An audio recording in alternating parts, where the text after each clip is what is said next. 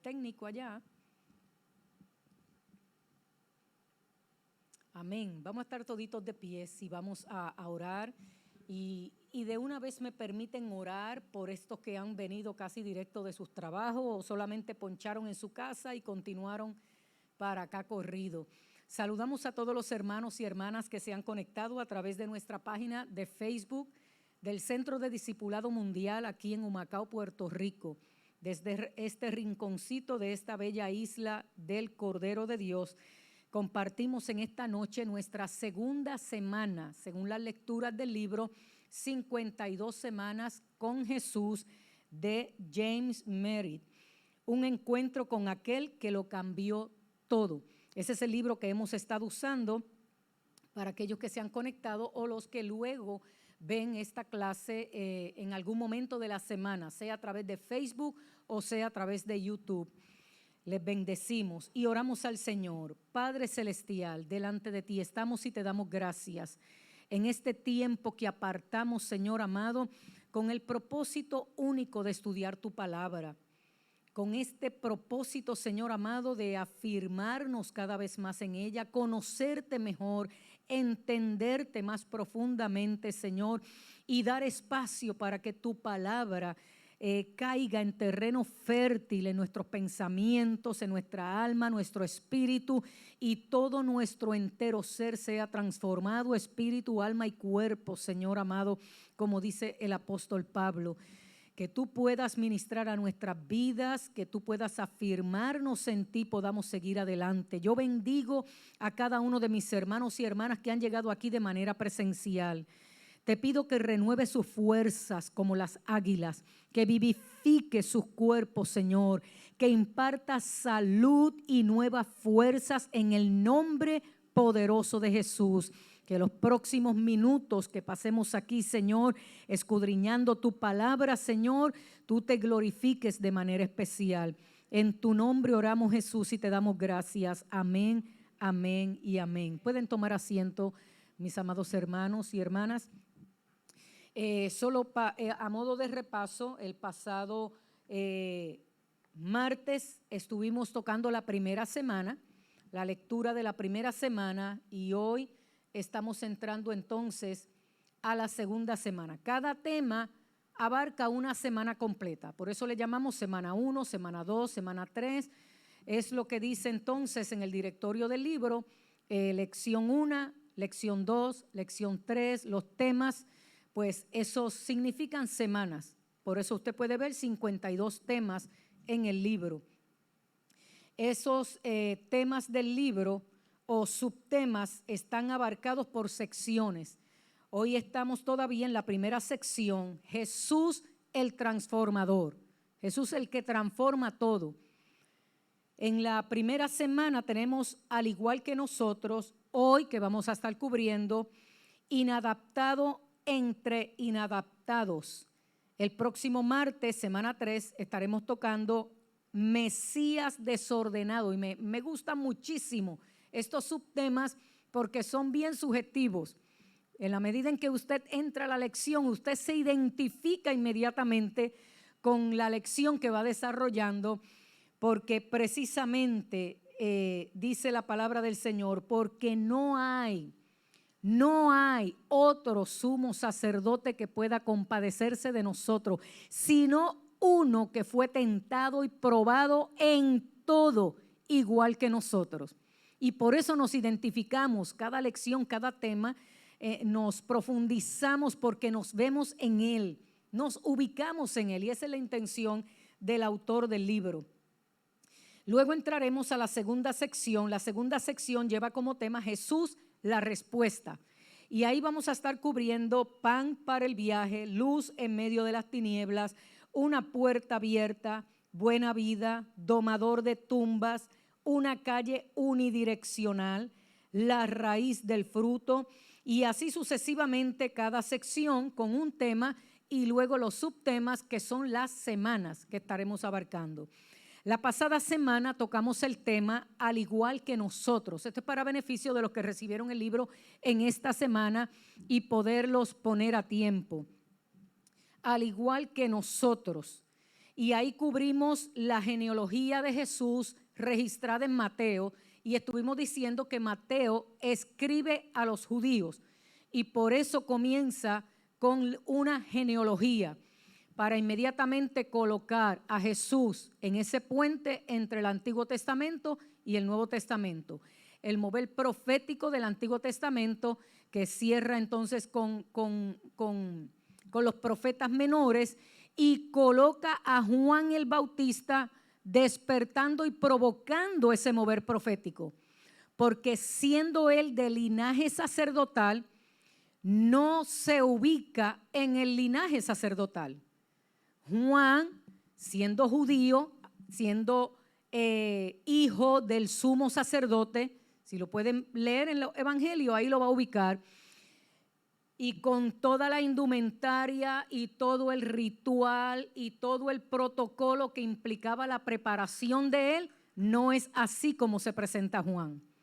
Juan se presenta regresando del desierto con piel de camello, no tenía esas indumentarias del sumo sacerdote y viene con una palabra profética interrumpiendo los 400 años de silencio y abriendo con una palabra profética, abriendo el camino al Mesías.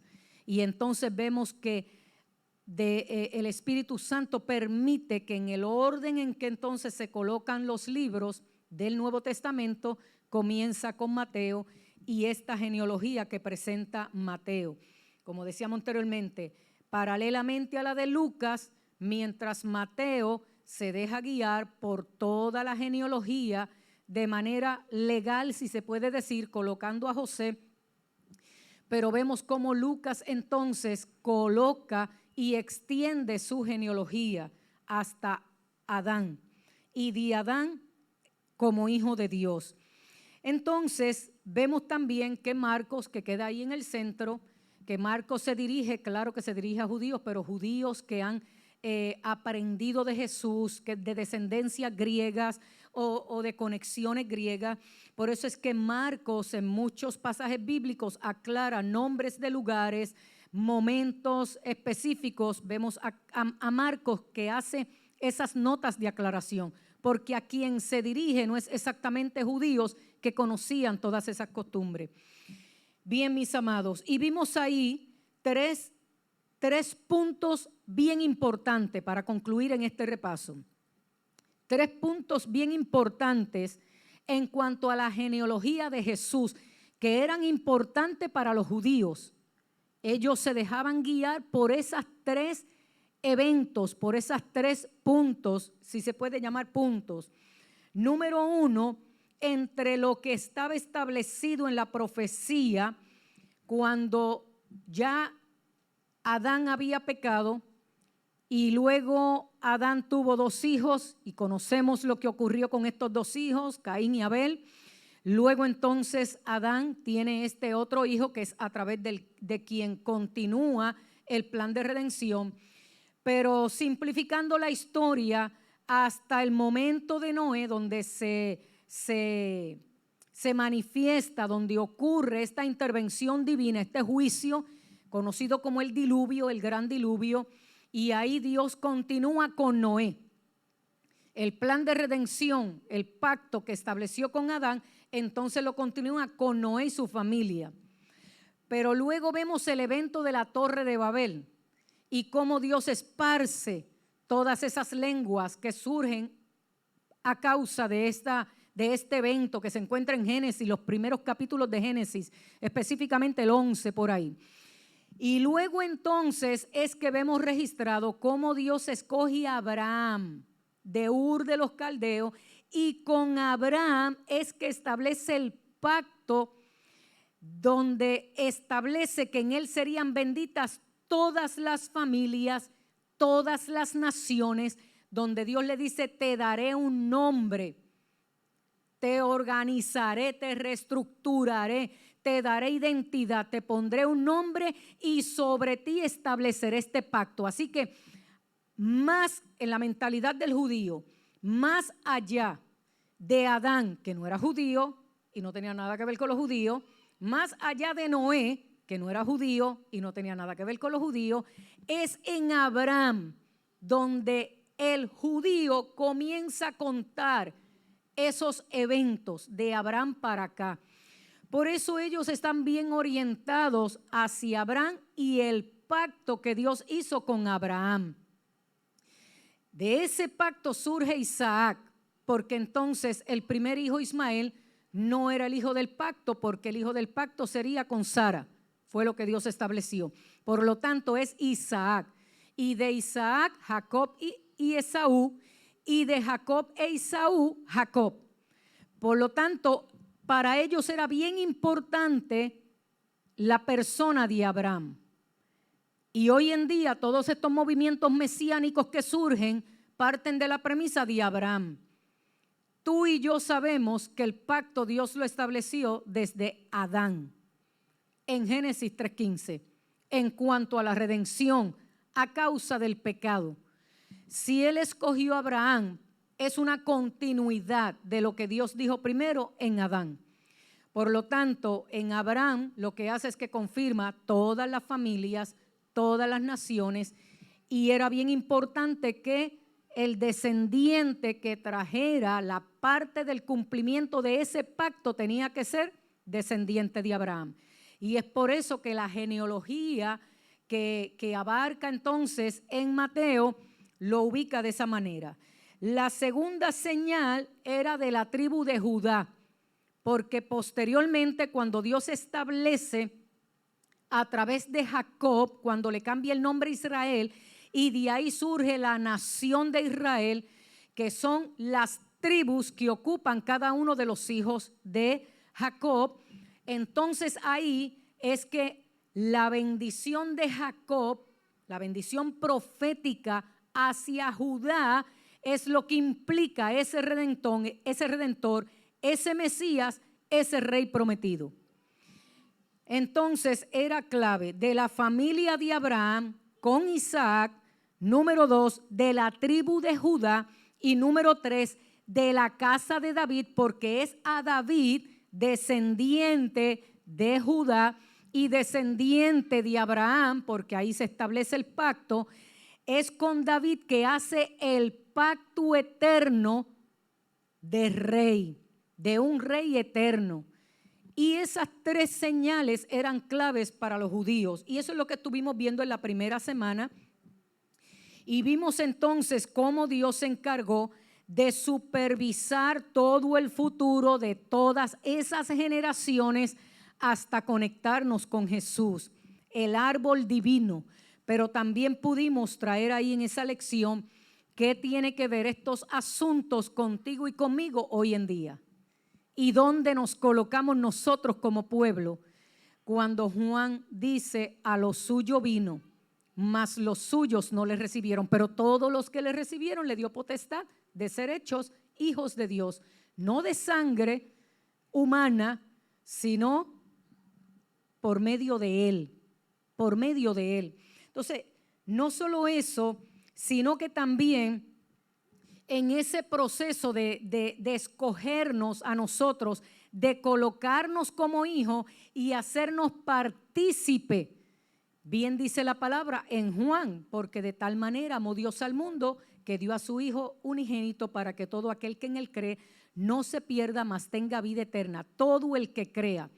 Lucas entonces es el que registra cuando Simeón, que estaba esperando el cumplimiento del pacto y solo lo tocó por encimita, también testifica cuando llevan a Jesús a presentar en el templo, y lo vamos a ver más adelante, cuando Simeón expresa: esta es la parte del pacto que faltaba. Esas son las palabras de Simeón. Esta es la parte del pacto que faltaba por cumplirse.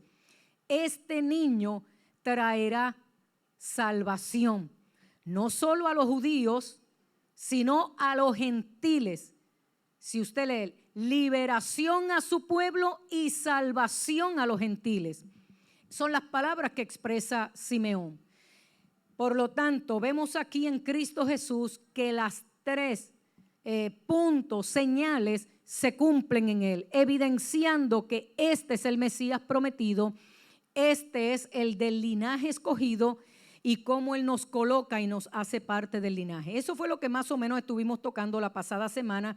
Hoy entramos en el tema de la segunda semana, inadaptado entre inadaptados. Repito, inadaptado entre inadaptados.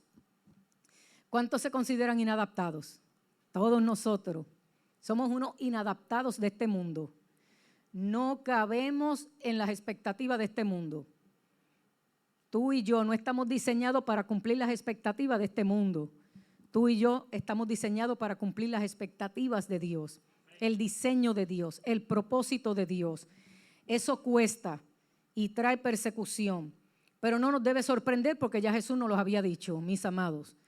La iglesia en Puerto Rico no se debe sorprender por la persecución que enfrente con el gobierno, por las situaciones que enfrente a nivel global, porque ya Cristo lo había advertido. Amén. Entonces, hay 5 citas bíblicas que las vamos a ver a través de los subtemas que tiene esta lección. En el primero habla desconocidos y ovejas negras. Yo iba a buscar en internet de dónde sale el término de ovejas negras. Lo tengo de asignación. Si alguien lo quiere buscar, lo puede buscar. ¿Por qué usan el término de ojos negros? Bueno, puede ser que todas las ovejas o en su mayoría pues son blancas, cremas. Yo no sé si hay ovejas pintas porque como en Puerto Rico no es dado a esta crianza, han adaptado a algunos lugares esta crianza. Pero sería interesante. Yo sé de las cabras, pero de las ovejas no. Así que es como decir algo atípico, algo que no es la norma, ¿no? Algo diferente. Bueno, desconocidos y ovejas negras, todos, dice el apóstol Pablo, todos nos descarriamos como ovejas, cada cual tomó su propio camino. Pablo dice, todos pecaron delante del Señor, todos fuimos destituidos de la gloria de Dios. Eso es en la carta de los Romanos. Y Pablo lo establece inmediatamente porque él viene hilando sobre los judíos que se creían mejores porque eran el pueblo del pacto, pero luego los gentiles entonces con estos comportamientos, él dice no, ni el judío es mal ni el gentil es mal, aquí todos nos descarriamos.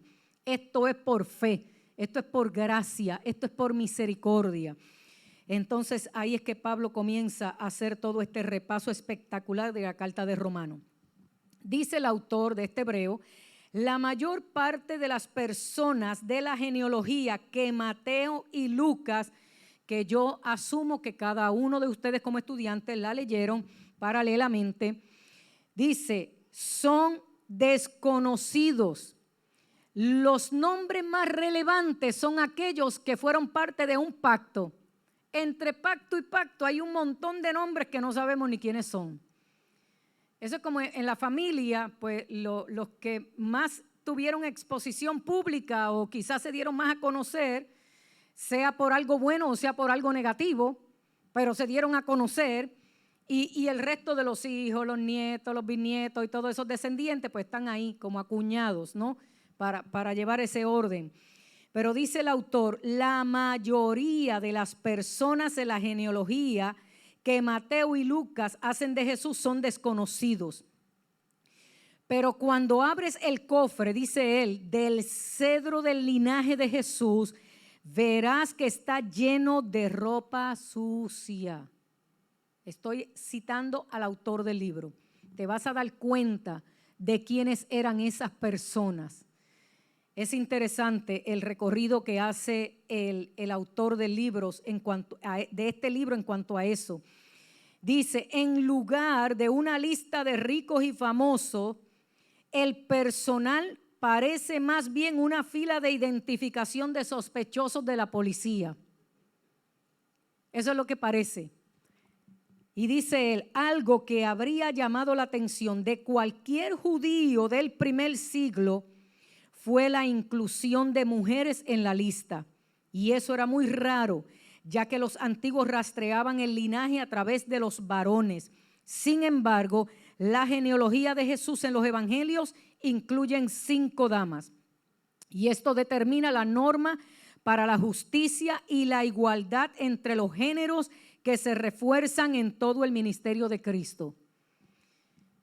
Mire, Pablo dice, este asunto de Dios y el trato de Dios y a quién usa Dios y a quién no usa Dios no es un asunto de género. No es si es varón o es mujer. Él dice en Cristo ya ese asunto es irrelevante. Le está diciendo a los gentiles para que los judíos escuchen. Eso es irrelevante si eres judío, si eres gentil, si eres hombre, si eres mujer, si eres esclavo, si eres libre. Eso pasa a un segundo plano. En Cristo todos somos uno. Todos somos uno. Así que no se trata cuando les hablé de mi experiencia de pastora, pues era lo que precisamente nos habían acostumbrado, ¿no? Y quizás yo misma me había mentalizado, pues por la organización de donde venía, que los pastores, todos los que yo veía eran hombres, con sus gabán y sus corbatas y chalinas. Entonces esa figura varonil era imposible yo concebir lo contrario, una mujer allí parada en el altar y el esposo sentado por acá. Y eso me costó. ¿Cómo es? A entender que esto no es asunto de hombre o mujer, se trata de asignaciones de Dios y obedecer al Señor. Y eso no implica que agarremos ni que hagamos doctrina, ni que establezcamos, ni patenticemos la forma en que Dios trabaja o no trabaja. Él escogió a Débora y usó a Débora, y Débora tenía a su esposo. Él usó a Hulda y Hulda tenía a su esposo, pero ella no patentizó que de ahí en adelante entraría una generación de profetisas. ¿Me van entendiendo? ¿Me van guiando, no? Así que como ese asunto se volvió tan relevante para los judíos, lea el libro de Jueces en el momento en que aquellas 5 mujeres se levantaron para que se enmendara la ley, para que ellas pudieran heredar. Pues vemos entonces cómo en el Nuevo Testamento Dios permite colocar estas mujeres, y miren qué clase de mujeres que vamos a mencionar ya mismo en esta clase. Esto determina la norma para la justicia y la igualdad entre los géneros que se refuerza en todo el ministerio de Cristo. Pero más aún, más extraño, son las mujeres que incluyeron estos autores de los evangelios. Dice, si estas damas hubieran tenido un apellido bien conocido, pues mira, no hay problema, pero este no es el caso. Las mujeres incluidas en la genealogía del Nuevo Testamento realmente daría mucho de qué hablar. Mire las mujeres, Tamar, Rahab y Betsabé. Repito, doy por sentado que ustedes leyeron la historia de estas mujeres, porque no podemos dar lectura aquí a todo lo de la semana. Fueron las ovejas negras en el linaje de Abraham y David. Ellas cometieron 3 pecados sexuales más graves que cualquier antiguo podría cometer. Y recuerde que para cometer estos pecados se necesita un participante más. No es que el autor está resaltando que ya eran las malas, sino que está resaltando que a pesar de fueron incluidas. Entonces, incesto, fornicación, adulterio. Sin embargo, Dios en su gracia las incluyó en el árbol genealógico de Jesucristo y las utilizó para producir el Salvador del mundo. Parece que el Eterno está diciendo que nadie, escuche bien, de todo lo que pudiéramos aprender de esta clase de esta semana es que nadie está fuera del alcance de la gracia de Dios. Un mensaje que Jesús reitera en varias ocasiones. Y es importante, mis amados, porque la historia de estas mujeres, los detalles, escuche bien, porque esto es bien interesante, los detalles de las historias de estas mujeres, como la de otros hombres que son parte de la genealogía también, porque ahí menciona a Betsabé, pero no habla de David, eso lo vamos a ver más adelante. Ahí habla de Tamar, pero no menciona a Judá. Ahí habla de Rahab, pero no menciona la lista del librito que ella tenía, secreto de clientes. Los detalles de sus historias están registrados en el Antiguo Testamento, pero esos detalles no están escritos en el Nuevo Testamento, solo sus nombres. Y sus nombres están colocados en una nueva posición con una nueva identidad. Y es importante entender eso porque para efectos de la ley todavía seguía siendo Rahab la ramera. Pero en la gracia todo ese pasado quedó cubierto con la sangre del Cordero de Dios. Todo el pasado, toda la historia de esas mujeres, como también de los hombres que creyeron y se arrepintieron, todas esas historias quedaron cubiertas con la sangre del pacto eterno en Cristo Jesús. Por lo tanto, en el Nuevo Testamento, en la gracia de Dios, aparecen sus nombres con una nueva identidad y con una nueva posición de hijos. Y a estas mujeres están colocadas en la genealogía de nada más y nada menos que el Hijo de Dios, el Salvador del mundo. Eso lo hace la gracia de Dios. No importa el pasado que tú hayas tenido, tú te arrepentiste, tú has sido cubierto con la sangre del pacto eterno en Cristo Jesús, que nadie tiene el derecho de señalar tu pasado. Lo que la sangre de Jesucristo ha cubierto, la sangre del pacto eterno en Él, nadie tiene derecho a traerlo al presente. Eso quedó borrado y sepultado. Tú tienes un nombre, una nueva identidad y una nueva posición en Cristo Jesús. Y eso es importante saberlo. Pero vamos a conocer a estas mujeres. En el primer tema, desconocidos y ovejas negras. Estas mujeres quizás eran desconocidas para muchos, ovejas negras quizás para muchos, pero Dios las escogió en su gracia. Y es como concluye ese tema de desconocidos y ovejas negras. El Eterno nos está diciendo que nadie está fuera del alcance de la gracia de Dios. Y ese mensaje es reiteradamente mencionado a través de los evangelios y a través de las cartas de Pablo y a través del Nuevo Testamento. Por lo tanto, Dios puede alcanzarnos justo ahí donde estamos. Justo ahí donde estamos, Dios nos puede alcanzar. Veamos lo que ocurrió con Tamar. Cuando vemos a Tamar, ¿quién era Tamar? Que es colocada en la genealogía de Jesús. En Génesis 38, del 1 al 30, nos relata la historia de Tamar, abuelo de pájaro, así porque ustedes leyeron ya esa porción bíblica. Tamar se casó con un hijo de Judá, y ese hijo de Judá, que era bien malo, dice ahí la escritura, no pudo darle hijo y era tan malo que hasta Dios se deshizo de él. Pero la costumbre era que si ella no tenía hijos, entonces el próximo descendiente debía darle hijo. Esto era para preservar el apellido. Era la costumbre. En algún momento aquí vamos a estar estudiando lo que realmente es la providencia divina y cómo Dios trabaja con esos asuntos de los hombres.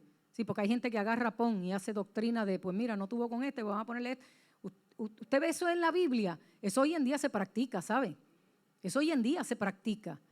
Eso no significa que Dios daba por aprobado ese asunto. Dios estaba enfocado en el plan de redención. Y a todo el que creyera en Él y se arrepintiera y confiara, alcanzaba salvación. Eso no significa que Dios aprobara todas esas cosas. Ahora bien, Tamar entonces no pudo por el segundo. El segundo hizo una locura, lo puede leer ahí en la palabra. Tampoco pudo tener hijo con él. Entonces el otro era muy pequeño. ¿Qué hizo ella? Bueno, si hay que tener descendencia, hay que hacer algo aquí, porque si no yo me quedo en el aire, no tengo herencia y no voy a tener hijo. Por lo tanto, dice que se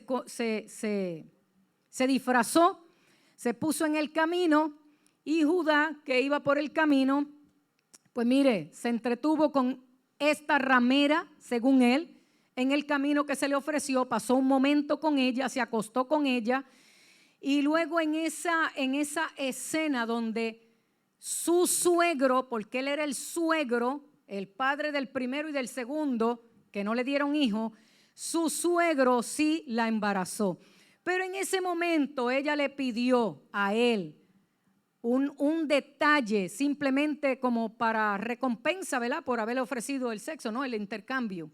Y él le dejó, lea ahí los detalles para no entrar en detalles, que dice que más adelante fueron los chismosos del barrio a decirle, mira, la que era nuera tuya está embarazada y que yo sepa el único hijo tuyo que falta no es el que se acostó con ella. y ya iban a hacer juicio sobre Tamar. Cuando iban a hacer juicio sobre Tamar, ella le dice a esta persona, ve y llévale esto a él y dile que el hombre que es dueño de estos detalles es el padre de mi hijo. Por lo tanto, ahí Judá se da cuenta de lo que había hecho y recibe a Tamar. Pero ¿qué ocurrió con Tamar? Le dio gemelos. Recuerden que los gemelos corrían en esa genética. Porque no solo Jacob, Esaú. Busquen la genealogía para que ustedes vean unos cuantos gemelos en el camino. Y este par de gemelos era de ellos. Y uno de ellos, Fares, fue el que fue colocado para continuar con la genealogía. Estamos hablando de la justicia de Dios. ¿Qué nos dice este pasaje bíblico? Como dice aquí el subtema, nadie puede alcanzar, o sea, Dios, repito, aclaro, Dios puede alcanzarnos donde estamos. Tamar, una muchacha cananea, era pagana, pero aún así, en este proceso y en este camino, la gracia divina alcanzó para que su hijo, uno de los gemelos, fuera parte del linaje que posteriormente nos traería a Jesús, el Salvador del mundo. Entonces, de esa relación que concibieron los gemelos, ese Fares se convirtió en el antepasado de Jesucristo. ¿Qué nos dice esto a nosotros? Dios puede entrelazar esta cuerda en el entramado del árbol genealógico de Jesús con el fin de resaltar un punto. Y este es el que quiero que ustedes graben. Nadie está fuera del alcance de la gracia de Dios. Dios puede alcanzarte donde estás y encajarte en su plan y propósito. ¿Qué nos dice esto a nosotros? Vuelvo y repito lo que dije ahorita. Todos estos detalles de Tamar están en el Antiguo Testamento. En la gracia de Dios la ubica parte de la genealogía a través de Fares. ¿Qué dice esto, mis amados? Que tengamos cuidado en ser apresurados a la hora de juzgar. Que tengamos cuidado con los prejuicios. Que tengamos cuidado con nuestras propias percepciones y evaluaciones.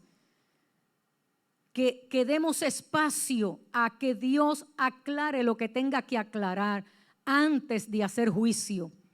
La Biblia es clara en que lo que es pecado es pecado. Él no está tomando aquí livianamente los actos de pecado. Todo acto de pecado tiene sus consecuencias. El perdón de Dios siempre está disponible.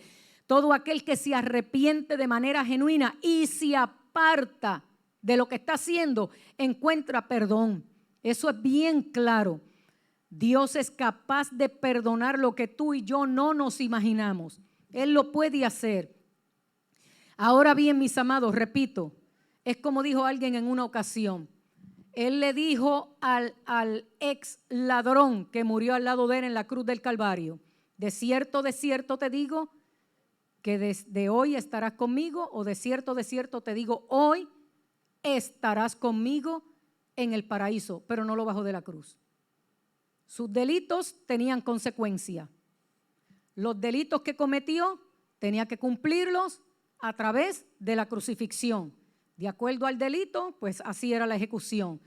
El único que estaba allí sin pecado era Cristo, asumiendo tu lugar y mi lugar. Por lo tanto, mis amados, los pecados tienen consecuencia, pero el perdón de Dios te redime, te da nombre, identidad y te coloca en un nuevo lugar en relación con Él y te acompaña para que enfrente las consecuencias. Entonces, lo que sí podemos afirmar en Cristo Jesús, escuche bien porque aquí la figura central es Cristo. Nadie está fuera del alcance de la gracia de Dios y Dios puede alcanzarte donde estás y encajarte en su plan y su propósito. El segundo personaje que encontramos es el de Rahab. Dios puede cambiar lo que somos. En Tamar, lo que vemos es que Dios nos puede alcanzar donde estamos y colocarnos en su propósito. Pero en el pasaje donde nos habla de Rahab, nos dice que Dios puede cambiar lo que somos. ¿Quién era Rahab? Mira, aquí lo dice claramente, era una prostituta de oficio. Algunos suavizan y dicen, no, ella era la jefa de una casa donde se practicaba eso. No, ella tenía hospedaje. Mire, si la Biblia hace referencia de la conducta de esta mujer, no la espiritualicemos, no la pongamos como una santa, porque de eso se trata. Tú y yo, gente humana, imperfecta, pecadores, y Cristo nos alcanzó en su gracia y en su amor. Por lo tanto, dice el autor, Rahab era una prostituta de oficio.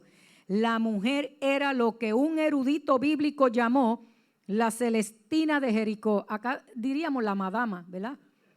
La madama de Jericó. Fuera de la genealogía de Mateo, cada vez que la Biblia menciona a Rahab, dice Rahab la ramera. Porque quienes se refieren a ella son igual que tú y yo. Seguimos haciendo referencia del pasado de la gente, marcamos a la gente. Por lo tanto, ella también pertenecía a los cananeos, enemigos mortales de Israel, quienes adoraban un Dios falso. Sin embargo, Dios también decide agarrar a Rahab y hacerla parte de su genealogía. Mis amados, vuelvo y repito, qué conducta, qué pecado Dios no es capaz de perdonar cuando lo reconocemos, nos arrepentimos y nos apartamos, nos alcanza salvación. Entonces Rahab tenía su casa y todo su andamiaje de su negocio en la misma muralla de Jericó. Y por ahí fue que entraron entonces los espías y ella mintió para protegerlo, ella lo salvaguardó, pero ella hizo con él un trato, ella negoció con ellos. Así que le dijo, mira, yo sé quiénes ustedes son, aquí hemos escuchado hablar de ese Dios. O sea, ya ellos habían escuchado, estaban temblando, ellos ya estaban rendidos y el pueblo de Israel no lo sabía. Estaban muriéndose por dentro. Ellos habían escuchado lo que ocurrió cuando salieron de Egipto y cómo salieron de Egipto. Ellos habían escuchado todas las cosas que se habían dado en el camino y todas esas manifestaciones. Estaban temblando allí dentro de esas murallas. Pero Rahab, dice, mintió para protegerlo. Y como sabía que los israelitas destruirían la ciudad, ella hizo con los espías un trato para que la protegieran a ella y su familia. Los hombres acordaron no quitarle la vida a ella ni a su familia si colgaba un hilo escarlata por la ventana. Y eso también es un simbolismo. Un cordón rojo. Escarlata es rojo. Lo que eso representa es el pacto de la sangre de Cristo. Dios es intencional en todo lo que hace y en todo lo que inspira para las escrituras. Por lo tanto, no era ni azul, ni era verde, ni era amarillo, ni era anaranjado, rojo. Y no tiene nada que ver con el rojo de Puerto Rico, tiene que ver con el rojo del Calvario. Por lo tanto, eso mismo nos evidencia a nosotros la seguridad que tenemos en Cristo en ese nuevo pacto del derramamiento de la sangre. Rahab no solo arriesgó su vida con el fin de proteger al pueblo de Dios, sino que abandonó a los dioses cananeos por el Dios verdadero. Esa ramera profesional terminó convirtiéndose en la tatarabuela de no más ni menos que el rey David. Mire cómo Dios la escogió, le brindó salvación, sino que la colocó también en la genealogía de nuestro Señor y Salvador. Otro punto para la gracia de Dios. Otro punto para la gracia de Dios. Miren, mis amados, si algo oro al Señor es que estas primeras lecciones rompan con todos los prejuicios que nosotros podamos tener para alcanzar vidas, para llevar este mensaje de evangelio, para que nos deshagamos de los estereotipos y rompamos paradigmas y dejemos que Dios obre. Y si tú no entiendes la gracia de Dios, mejor échate a un lado y deja que fluya ese río en ese golpe de salvación para que abrace a todo el que Dios quiera abrazar para salvación. Tú mantén tus estándares de acuerdo a tu conocimiento, a tus experiencias, a tu entendimiento de Dios y de este evangelio. Pero no le coloques esa vestimenta a otros. Deja que Dios le coloque la vestimenta que Dios quiera colocarle. Porque eso es la gracia de Dios. Él trabaja como Él quiera, con quien Él quiere. Entonces, vemos aquí a Rahab. La otra historia es la de Betsabé. Y en esa historia podemos ver Dios puede usar quienes somos. Número 1, lo primero que tocamos aquí fue entre desconocidos y ovejas estábamos tú y yo. Dios nos alcanzó desde donde estábamos cada uno de nosotros y comenzó a cambiar quiénes éramos nosotros. Y ahora Dios te va a usar exactamente como tú eres. Víctor no va a ser Sandra, ni Sandra va a ser Víctor, ni Ginette va a ser Delma, ni Delma va a ser Ginette. Ni Suri es Sandra, ni Sandra va a ser Suri, ni Alexi Víctor, ni tampoco Orlandito, y así cada uno de nosotros. Dios nos va a usar como somos quienes somos. Y esas cualidades las vemos a través de los autores de los libros de la Biblia. Dios dejó el espacio de quiénes eran ellos. No andaba cubriendo, ni tapando, ni pasando toalla. No, eso aquí el gobierno, que a veces le pasa la toalla 2 o 3 por ahí. Dios no hace eso. Dios lo que pasó lo va a dejar expuesto, nunca para avergonzarte, nunca para humillarte, sino para evidenciar su amor, su gracia y su favor. Y lo que Él puede hacer con aquellos que son, como bien dijimos en el inicio, inadaptados en esta sociedad y en este mundo. Dios usa a quien le da la real y bendita gana, como decía Angélica Calvetti. Entonces, Dios puede usar quienes somos. En el caso de Betsabé, este pasaje bíblico muy particular, el rey estaba paseándose por las terrazas del palacio y ve a esta mujer, la esposa de su mejor amigo, del jefe de la guardia, de ese que estaba dispuesto a morir por él. Estoy dando detalles por encimita porque usted leyó los detalles en la Biblia. Y dice la palabra que él la mandó a buscar, quedó seducido por ella y la mandó a buscar. Mire, eso nada más es un mensaje para predicar y saldrían 40 bosquejos más.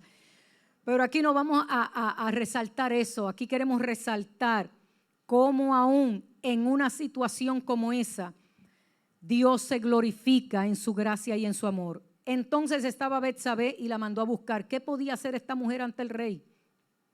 Ella obedeció y allí respondió al rey. Quedó embarazada. Historia larga, corta. ¿Cómo vamos a tapar estos errores? Mire, cuando usted cometa un error, vaya a la presencia de Dios, no trate de resolverlo, pues se va a complicar más la vida. Se va a enredar más en el asunto de la vida.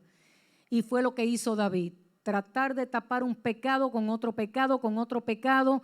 Y eso es solamente engañarte a ti mismo, porque Dios todo lo ve, todo lo sabe. Y entonces David dijo, espérate, que ella está embarazada, él no se ha acostado con ella, aquí hay que resolver esto. Y lo mandó a él a su casa para que estuviera con ella, pero él no quiso, fiel a su rey, fiel a su líder. Y cuando David supo que él no había ido, entonces ahí hizo un plan de conspiración para que lo pusieran en primera fila y cuando lanzaran el grito de guerra lo dejaran solo, porque así fue. Y exactamente así ocurrió y murió el esposo de esta mujer. Al morir el esposo de esta mujer, es que entonces Dios le habla a través del profeta. Y todo eso está relatado ahí en la palabra. Bueno, lo que decía la ley era que a causa del pecado de adulterio tenía que haber muerte, apedreada, pero aquí entonces murió la criatura que estaba en el vientre de esta mujer. Pero como David se casó con ella, o sea, la trajo para su harén, porque era como un harén, la trajo para su harén, pues allí salió embarazada otra vez y ahí dio a luz a Salomón. Hago un paréntesis aquí, esto yo lo he contado en otras ocasiones, pero lo repaso rapidito. Las cosas que uno aprende en el camino. Estoy hablando de esta situación de David y de ese pasaje bíblico que usted leyó. Cuando yo tenía, yo creo que eran como 7 años, no me acuerdo, 6 o 7 años, más o menos. en casa de mi mamá, hace muchos años atrás se usaban unas colchas, las camas eran de pilares y nosotros jugábamos debajo de la cama porque eran pilares y así que eso era un mundo ahí debajo de la cama. Y esas colchas tenían como unos hilitos al final, unos flequitos, como unos flequitos, que nosotros se los sacábamos para jugar la malla, la pata de gallina, el cohete. Los que son de mi tiempo, que no habían Barbie ni nada de esas cosas, pues uno jugaba con lo que había y le sacábamos esos hilitos. Pero yo recuerdo que yo me metí al cuarto y me llevé una caja de fósforo. El primer fósforo. Apagué. Aquí no ha pasado nada. Así que agarré el segundo fósforo en los hilitos y volví y lo apagué con las manos. Aquí no ha pasado nada. Pero aquello era de poliéster o de nilón. Yo no sé de qué rayo era aquella colcha, que yo creía que la había apagado, pero estaba ahí. Cuando prendo el tercer fósforo, aquello hizo y se quemó. Bueno, si mis hermanas están viendo la clase, que creo que sí, ellas se acuerdan de ese evento. Y aquella colcha agarró fuego.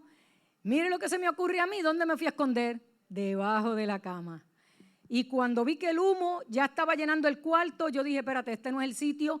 Salí del cuarto y cerré la puerta para que nadie se enterara que la cama estaba cogiendo fuego. Aquel juego de cuarto era en caoba pura, que mi papá lo había mandado a diseñar. Y bueno, perdone que mencione a Manu Ayala, ¿verdad? Pero puede ser que hayan otros más aquí. Las casas no tenían closet, eso vino después.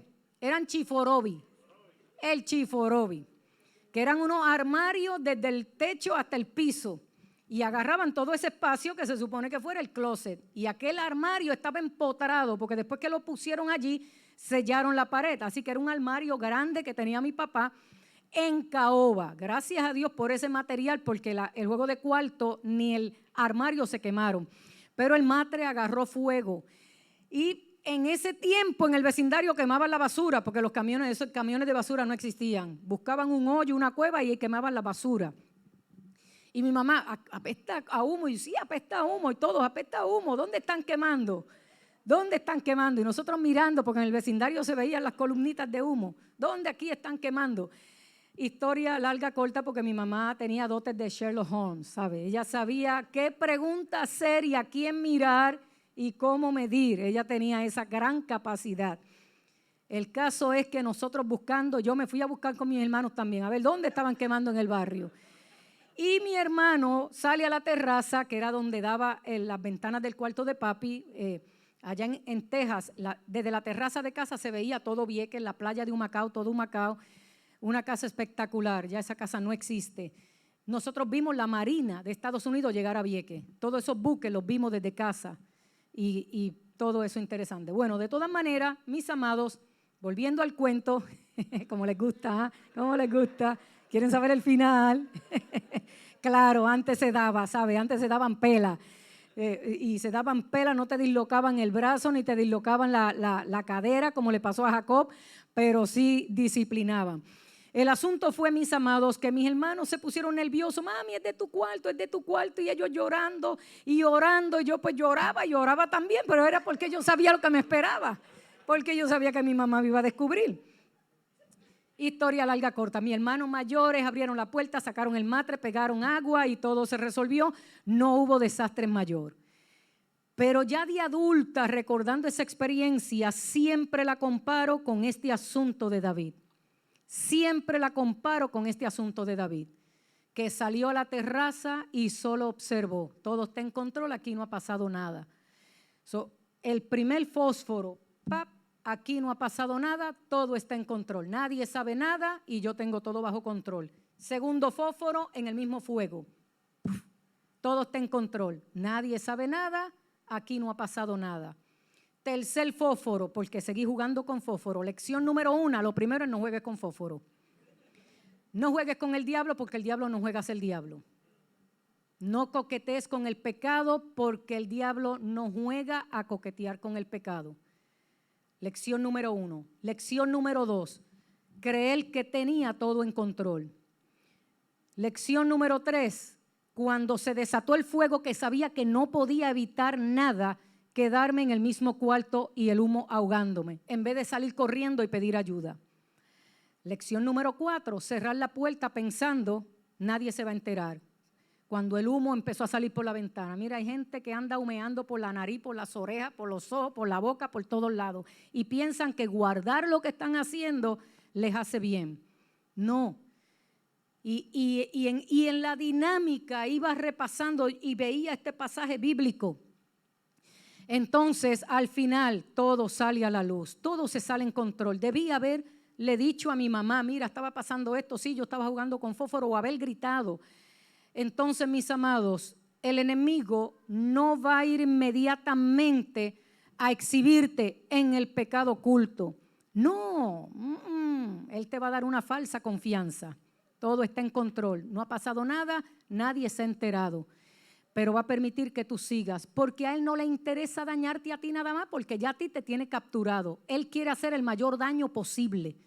Por eso te crea esa falsa seguridad, para que tú te creas que tienes todo en control. Mientras más vayas escalando, él va midiendo el efecto del daño que él puede hacer.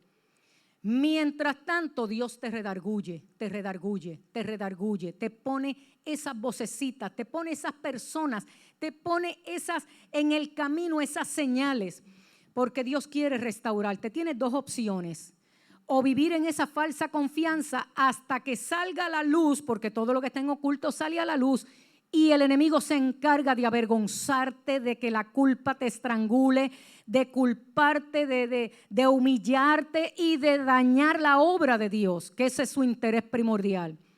O permites que Dios lo saque a la luz, a tu conciencia, o a través de ese profeta que mandó en el camino para advertirle a David, porque el interés de Dios ni es dañarte a ti, ni es dañar a nadie. Siempre es restaurarte y cubrirte con su sangre preciosa y posicionarte nuevamente.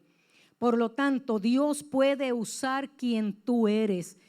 Y si cometes una falta, si cometes un pecado, yo te aconsejo en esta noche, mi amado hermano, hermana, amigo, amiga, a ti que estás conectado a través de nuestra página, acércate confiadamente al trono de la gracia. Acércate, porque por cada caída, tropiezo, pecado, lo que vas a escuchar de Dios es: acércate confiadamente al trono de la gracia. Al trono de la gracia. ¿Sabe lo que es el trono de la gracia? Hay un perdón gratuito que ya fluye a favor tuyo. Lo que tienes es que tener confianza. Requisitos para acercarse a ese trono: con corazones sinceros. Que haya sinceridad, porque de todas maneras Dios sabe y ve lo que está ocurriendo. Arrepentimiento y apartarme del mal. Y siempre, siempre, siempre encontrarás la gracia de Dios suficiente para perdonarte. Betsabé concibió de nuevo y tuvo a Salomón, quien se convirtió en el siguiente eslabón de la cadena divina de Jesús, el Hijo de Dios. Dios puede tomar tus complicados enredos de la vida y utilizarlos para bien. Ese es el mensaje que nos deja Dios a través de Betsabé. Y cuando leemos en Efesios 2, del 1 al 10, ahí nos ubicamos nosotros con todo esto que está diciendo el Señor. Busque conmigo esa cita, porque esa es la única que vamos a leer en esta noche para concluir. Efesios, búscalo por aquí, el capítulo 2 y versículo 1 al 10. En esta versión: antes ustedes, nosotros, porque nos vamos a incluir, nosotros estábamos muertos a causa de nuestra desobediencia y nuestros muchos pecados. Vivíamos en pecado igual que el resto de la gente, obedeciendo al diablo, el líder de los poderes del mundo invisible, quien es el espíritu que actúa en el corazón de los que se niegan a obedecer a Dios. Todos vivíamos así en el pasado, siguiendo los deseos de nuestras pasiones y la inclinación de nuestra naturaleza pecaminosa. Por nuestra naturaleza éramos objeto del enojo de Dios, igual que todos los demás.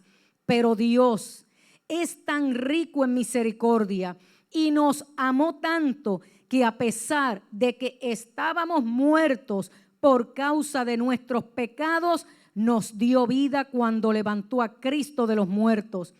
Es solo por la gracia de Dios que nosotros hemos sido salvados, pues nos levantó de los muertos junto con Cristo y nos sentó con Él en los lugares celestiales, porque estamos unidos a Cristo Jesús, de modo que en los tiempos futuros Dios puede ponernos como ejemplos de la increíble riqueza de la gracia y la bondad que nos tuvo, como se ve en todo lo que hemos hecho, en todo lo que ha hecho por nosotros que estamos unidos a Cristo. Dios nos salvó por su gracia cuando creímos. Nosotros no tenemos ningún mérito en esto, porque esto es un regalo de Dios. La salvación es un premio no es un premio por las cosas buenas que hayamos hecho. Así que ninguno de nosotros puede jactarse de ser salvo, pues somos la obra maestra de Dios.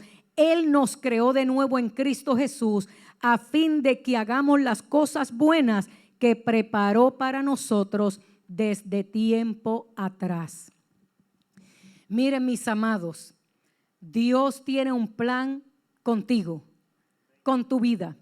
No importa cuál haya sido tu pasado, repito, Él ha sido suficiente para perdonar y Él te ha colocado aquí con un nombre, con nueva identidad y en una nueva posición como hijo de Dios.